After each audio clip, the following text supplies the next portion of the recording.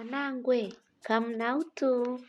Nzashoma Biblia zenu rero. Biblia ni neno la Mlungu renye linafuata jinsi ya kuishi. Joshua tandaho mstari wa kwanza ta mstari wa 20 fungahe. Ukuta wa Yeriko. Bai Yeriko were wafungwa kamare kwa sababu ya ana Israeli. Kanarie mbola wala arie ngira. Bwana akimwambiriza Joshua, nindakupa Yeriko mikononi mwako hamwenga na mtawali wao na mashujaa jumula.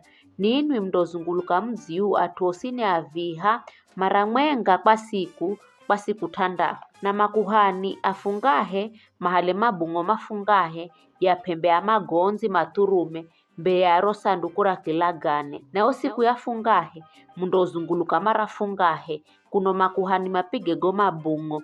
Kiza mkipiga goma bungo na numdasikira sauti ya tuosini makikota kululu na lonzo lubomu na wewe ukutaundagwa hoti kila mtu ako temalo au haleo muzi kona Joshua akiha mkutano akiambirizo wana Israeli goma mboga gogosini no makienda vijojenyi atuasila hambere makuhani makituiriza na goma bungo nyumaye niyo marekala mazabeba rosa ndukura kilagani.